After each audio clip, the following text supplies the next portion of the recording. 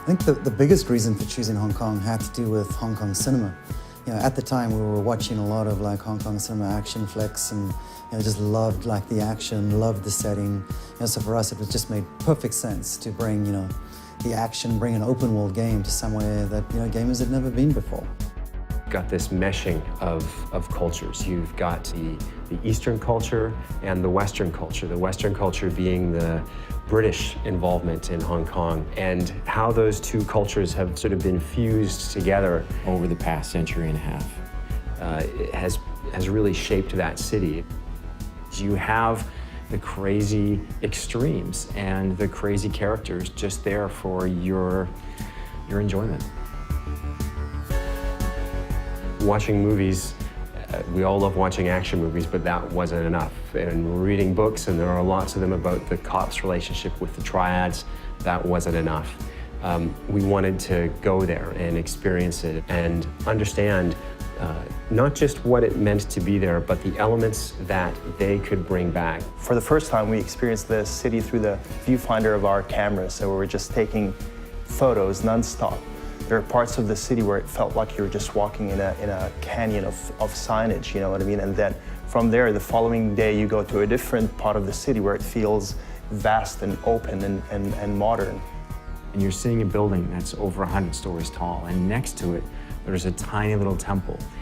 You see guys hanging out on a street corner who look like they were in a street fight, and they were triad guys who actually were in a street fight. The key for us about the triads and about Hong Kong was just how interwoven like the triads are into society there. It's not like there's a bad guy that you can point to the whole time. They're part of the fabric. We were really lucky to be able to talk to people on both sides, the police and the triads. We talked to a member of very high up, and I guess you'd call it the Hong Kong Secret Service. He was fascinating to talk to, just in terms of understanding what the threats were in Hong Kong. We talked to a couple of members of the triads as well, who took our writer into some very interesting places. He never felt at risk, but he learned some interesting things.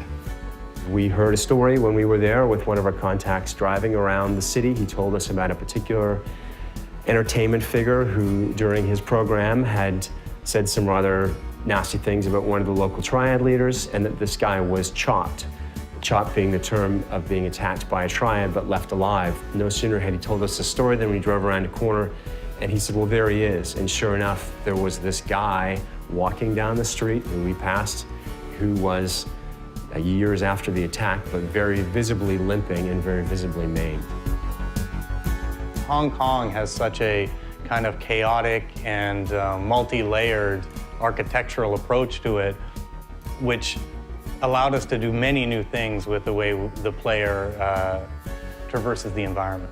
We've basically taken the essence of the city, the essence of the lifestyle, and designed all of our gameplay mechanics around that so that we can basically embrace the culture, but also create an experience where players will actually feel like a, gangster. Hong Kong is an island, and what we did was create an island with 4 separate neighborhoods. North Point, which is where you start the game, which is more reminiscent of Kowloon. Central Hong Kong, very famous skyline.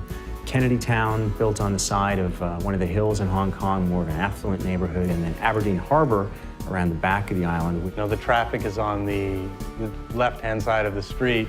We decided, for the sake of authenticity, that we were going to go with that. We wanted to capture a bit of everything, because really what's unique about Hong Kong is its diversity, and we wanted to capture that diversity. And small things like the tiny alleyways, the cluttered alleyways that feel dingy, foreign, and threatening in some ways. Layers of signage and pipes and wires and hanging laundry. It's a bit overwhelming in the beginning, but then you start slowly getting adjusted to what you're seeing.